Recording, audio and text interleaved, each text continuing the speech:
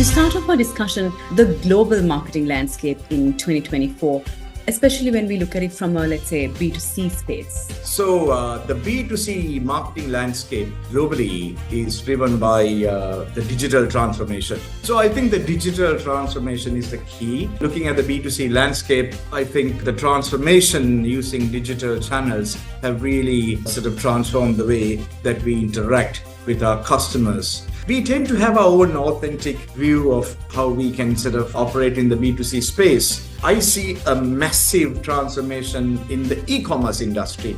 I believe the potential or the growth of internet penetration. However, I think we need to look at a feedback of getting generating feedback from the consumer, from the customer. And this might also be something for all digital marketers to look at moving forward. So things are not going to move on in the future. You've got to come up with something new, something brand new, and think out of the box. That is my view on it.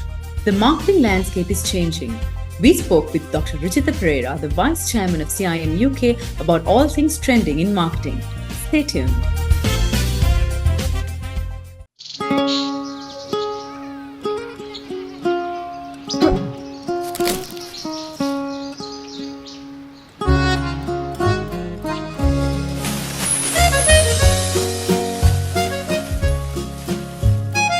Some bonds give more returns. Get more security and more interest on your fixed deposits from Sri Lanka's largest finance company, LMDtv Finance.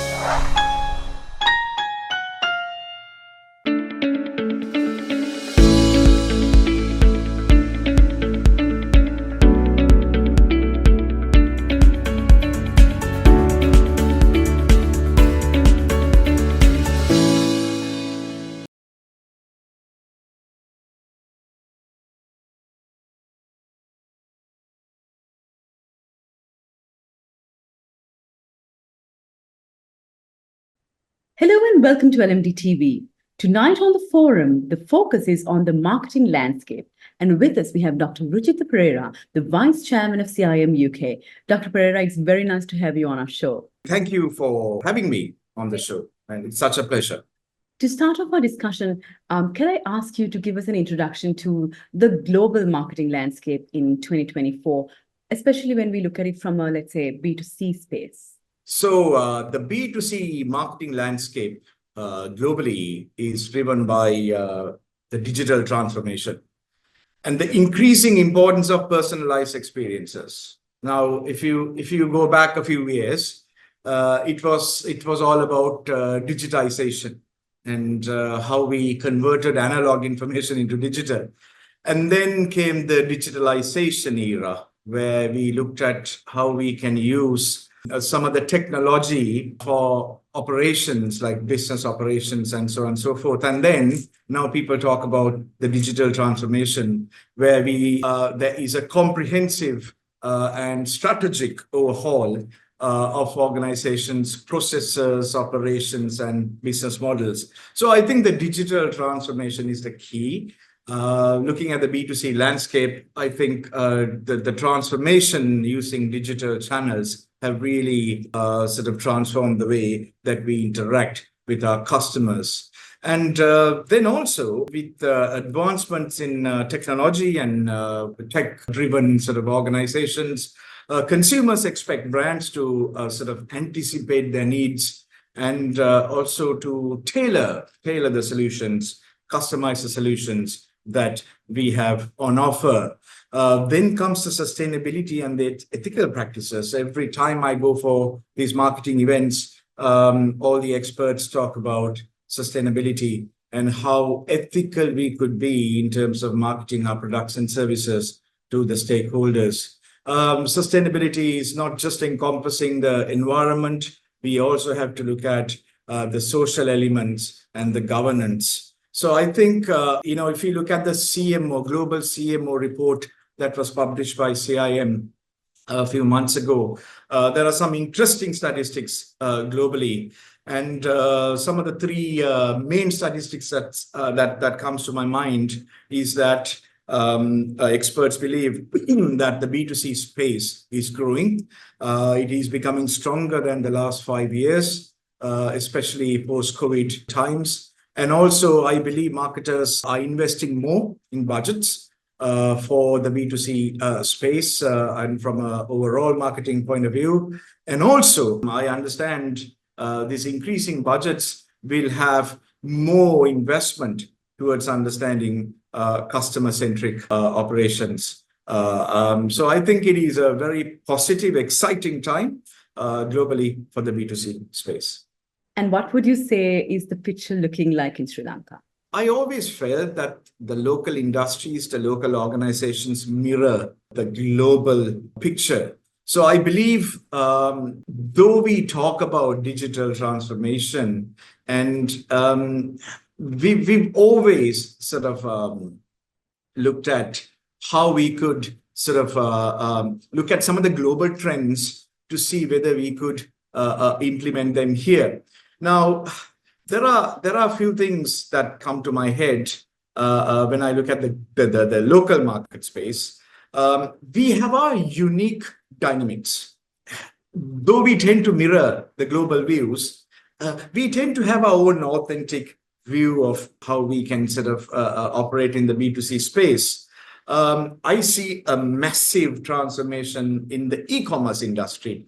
I believe the potential or the growth of internet penetration, as well as increase of smartphone usage, has sort of driven the online platforms and their shopping needs.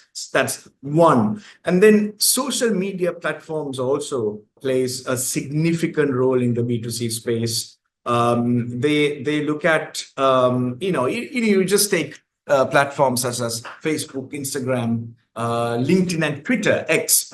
Organizations increasingly spend a lot of time investing their time and effort to improve interaction and engagement. I see that also is having a shift. However, we must be mindful of some of the challenges that we also see in Sri Lanka. Because as you know, logistical constraints are something that we cannot ignore, especially the last mile delivery issues when it comes to e-commerce and in-commerce. And also, I see some concerns with regard to online security and trust that remains at the forefront of some of the concerns. But then we have to also admire some of the government initiatives. I think Sri Lankan government has sort of understood, recognized the potential of e-commerce, in-commerce, and in the growth of B2C space. And their initiatives such as the digital commerce programs to promote e-commerce adoption among the SMEs, I believe is a phenomenal effort. And I think overall, Sri Lanka also can be very, very happy, content with the efforts that are put in. But of course, we have to be mindful that there's much work to be done as well. Dr. Perera, from e-commerce to ESG, what would you highlight as the most significant trends in marketing today, looking at it from the local picture, of course? So, encompassing, putting all of them together, I believe the growing importance is the concept of globalizing our content. I think globalization is quite a buzzword that we've used in the last few years. But I think some of the organizations, some individuals, experts have to really understand how do we use a global product service, or how do we go to the global landscape, but still maintain the adaptation of the local touch and the culture. So I think that is a significant shift that I see globally. And also, I didn't touch upon this before, the rise of influencer marketing is also something that we can never sort of discount. I mean, you take it, this is practical sort of common sense. The fashion industry, the beauty brands, the cosmetics, they're investing so much, lots of effort on influencer marketing. Then look at the fitness industry. We are always trying to be as healthy as possible. And if you look at some of the workout gear, some of the supplements, some of the wellness products, they use a lot of influencer marketing. Food and beverage industry, technology. I mean, I can go on and on and on. So I think influencer marketing is also something to be mindful of. Then, of course, sustainability is from one side, but then integrating the sustainability message to our content, to our brands, to our brand perceptions, how we try to sort of change the perceptions of people. I think that's also something we need to look at. And then these terms like artificial intelligence, virtual reality, augmented reality, they are also gaining traction. Why? Because they help us to understand customer predictions, personalization, and also to see whether how we can offer them an immersive brand experience. And I think these are some of the shifts we need to look at from a marketing point of view. Dr. Perera, you paved the way to the next question. So Kantar's marketing report for 2024 highlights the power of AI. And it said that 67% of marketers around the world are very positive about the possibilities of Gen AI. What are your thoughts on this phenomenon? It's the most exciting thing that has happened for organizations and marketing the last few years. If you recall, if you go back to year 2000, we spoke about digital marketing, and that was something very exciting at the time. But now, if we look at what AI can do, the power of AI and the capability of how AI can integrate generative AI, how we can integrate into our day-to-day lives, I would think that we are in for a really exciting time ahead. There are a few things that AI can help us in terms of understanding how it fits in with marketing. First of all, analytics. I mean, back in the day, I come from an era in 90s where we used a lot of paper forms to analyze customer data. Customer centricity was practiced even in the 1970s and 80s, but we had to manually do all that analysis. But now analytics has become so simple using AI because we could use the predictions of how customers behave moving forward. And also, we could also look at how we can personalize some of the products and services that we offer to our customers using AI. And I mean, chatbots and a voice search, we've had it for years now. And how AI was able to integrate some of their sort of APIs into these chatbots, that is also really fascinating. And you know, there is this misconception that AI integration is costly. It is going to cost us a fortune, but really prices are also coming down. And also the open source AI, where we all can use different free tools available, that is also sort of music to some of the SME leaders who are there. Then we can also look at marketing automation. Back in the day, we had to recruit so many team members in order to carry out certain executions in marketing. But now all these repetitive tasks can be easily automated. You know, for some examples, email marketing, lead nurturing, campaign management, they're all a piece of cake. So I think AI is going to change our landscape, change the game. I believe that we have to have the right understanding how it can be applied to understand customers. But I think centricity around customers is the key moving forward. And that would really transform the way that we interact and engage with our customers. You know, digital marketing is all the rave, and it has been for a while. How are local companies faring on the digital marketing front? Right. From a positive point of view, I think our companies have really understood the concepts of digital marketing, the concepts of digital optimization, and the digital customer experience. I think we've done well. I must commend how Sri Lanka embraced digital marketing. But my take on this is that if we just continue to use the same digital tools and techniques that we've used in the last 10 years, then we've got a problem, because our buyer behavior, consumer behavior, customers, are changing at a rapid state, and if you look at the younger people who are sort of becoming our consumers, the youth, adolescents, their behavior is absolutely phenomenal to really understand how they think. So I think from a digital point of view, we have to look at some new ways of using digital marketing. The other thing is, if you look at the Sri Lankan landscape,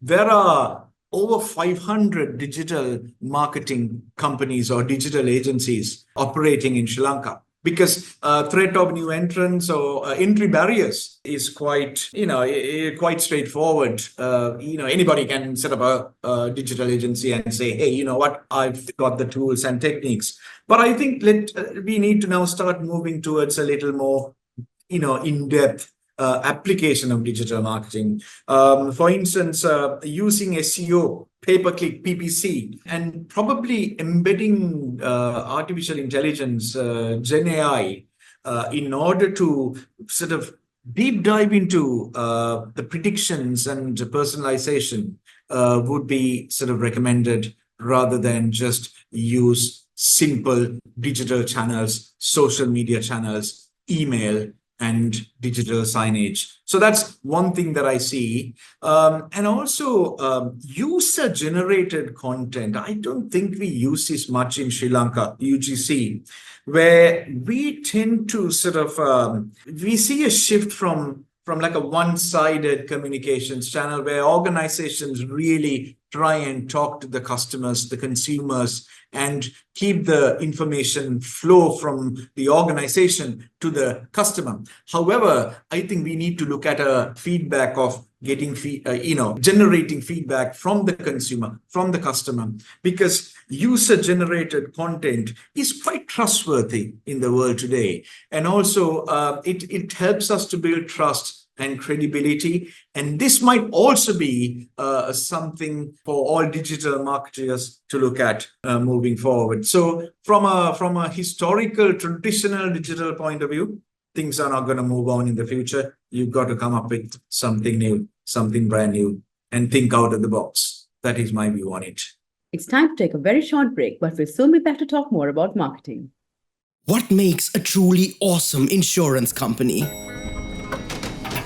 Is it the skills to manage big numbers and big responsibilities? Well, that's definitely part of it. But there's more. It's the people.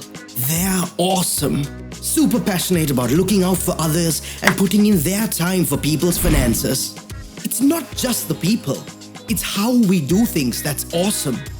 From being trendsetters of the industry to being connectors or inventors. It's about well-being and how we achieve it. Our teams hustle non-stop to meet the needs of the people.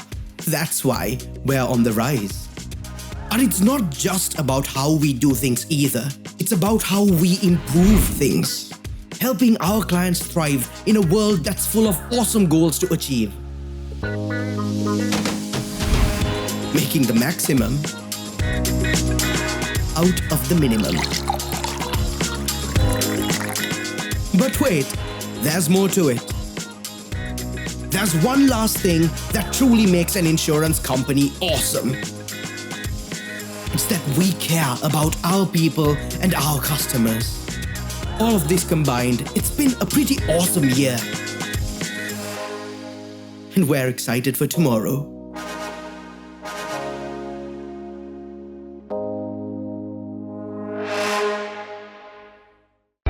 Display your brand message on digital screens at prime locations.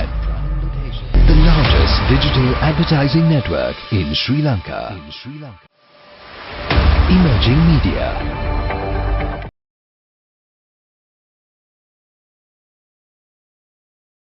Welcome back to the show. We're speaking with Dr. Ruchitha Perera, the Vice Chairman of CIM UK. You mentioned customer behavior. If we dive into that a little bit, what kind of behavior are we seeing in terms of digital marketing now when we look at customers? Yeah, I think we have to accept the fact that people are different, customers are different, and consumers come from various walks of life. That's number one. Number two, we have to be sensitive. We have to be respectful we have to be sort of, understand the fact that, when buyer behavior changes, that we also have to sort of change the products and services that we offer. So mobile first prevalence is one of the key things that I see in young people, especially the Generation Z. Alpha is yet to be, we haven't really seen the impact of how Alpha is going to sort of transform the picture with the generative AI. But I think it is going, we have to be mindful that, things are going to rapidly evolve in the future using a mobile first approach. So that's number one. Number two, that I don't see much emphasis is the cultural factor. Cultural norms, values, beliefs. I think Sri Lanka can sort of spend a little more time, effort in trying to understand how culturally sensitive our customers are, and to see whether we could, rather than just nip in the bud or have a head in the sand approach, to see whether we could sort of fine-tune our centricity using cultural influences. I think that's something that we need to be mindful of in buyer behavior. And I don't see many companies really developing customer personas. If you ask 10 companies that say, yes, we do have a persona, but it is very fictional.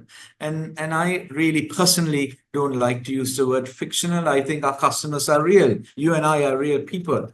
And, we have feelings, we have pain points. So I think, customer behavior can be plotted using all these tools of developing personas. And the other thing is, I would really like organizations trying to plot journeys of customers, how they interact with us, how they engage with us, and how they want the organizations to sort of support them through their journeys. Not always giving them everything what the customer wants, but probably meeting halfway. So that's something that I see with young people, buyer behavior, and technological adoption is something that I could not discount.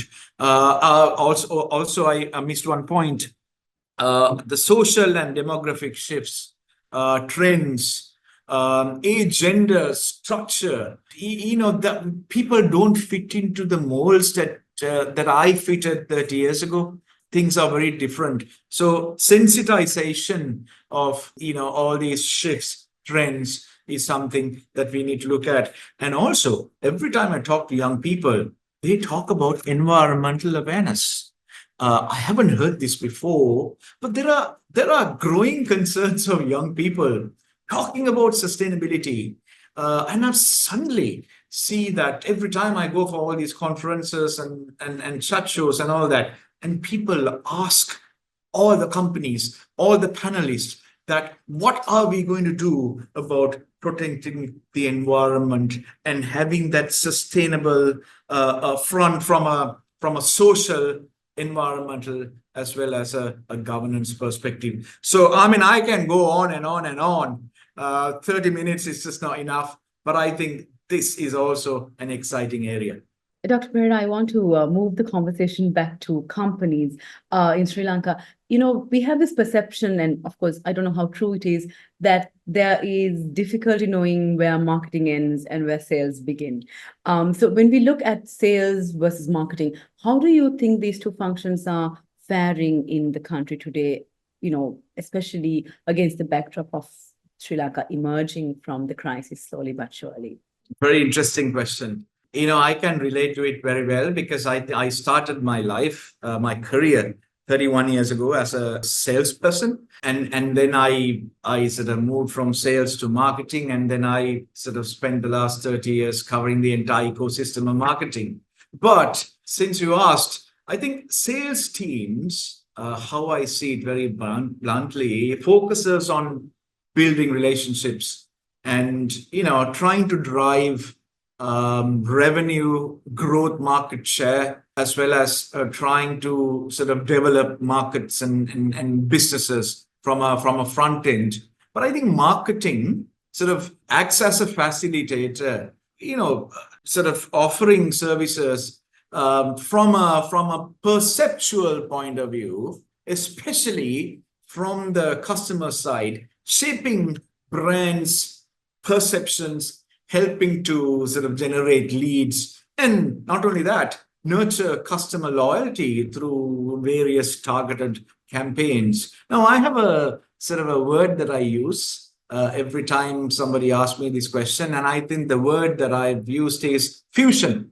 I think we must create a fusion between sales and marketing. Why? Because they should have common goals, objectives aligned to the corporate objective. And I think this is the key. And I understand, from my experience, I think sales and marketing strategies should be closely integrated. They should collaborate. They should work together to ensure consistency and alignment, to understand the customer journeys that I discussed before. So that's something that we need to really look at. Then again, the fundamentals like developing the message, the content, that resonates. I think that's also a nice word with the target audiences is also something very key. And then I think marketing helps sales to sort of inculcate drive a loop, a feedback loop. And I think that is absolutely important. Now I go back to 1980s when Michael Porter developed the value chain, something that I have learned over the years, and I have taught over the years. Michael Porter looked at marketing as a core function, and some of the other functions like HR, finance as supporting functions. And Michael Porter, very interestingly, looked at sales also an integral part, a key part that facilitates marketing and vice versa. So I think we should, rather than sort of have a clear distinction between the two, I think we should now look at, senior management teams like customer experience directors, marketing directors, supporting both sales and marketing. And I see this shift happening globally. And I think Sri Lanka needs to take a leaf out of that. Dr. Perera, it's been such an insightful conversation with you, and we can go for a long time. But since we are at a close, any concluding thoughts that you would like to share with our audience today? Now, this is interesting. Now, there are several, but I'll just summarize it to 5 broad concluding remarks. From an organization point of view, from a marketing point of view, I think the most important thing in life for the future, for the next few years, is to stay confident. Things are looking good. Be positive as possible. However, stay vigilant on trends, changes, and budgets, because we will not be able to spend a lot of money for marketing channels in the future. We need to still work with the same budgets that we have, but then using different techniques, we would be able to communicate with our customers. ROI is very important there. No business leader is going to have a conversation with you if there is no ROI. Number 2, that I think is important is stay ahead of the regulation. We all have rules and regulations to abide by. Okay. When it comes to marketing, there is an ethical side of it. There is a legal side to it. Rather than try and use your marketing skills to manipulate or to navigate through all these regulations, I suggest you try and understand the regulation, the rules and regulations first, and then be compliant as possible. And upskill your teams to really work within the boundaries. And I really worry sometimes when I talk to some of the young marketers. They say, look, we are using the marketing skills, the marketing capacity building, capability, competence in order to navigate. And then in the process, they bend rules. I completely discourage that. Another point that comes to my mind is the authenticity. We are all different. We work differently. Customers are different. Marketers are different. Find your niche. Find something authentic about you.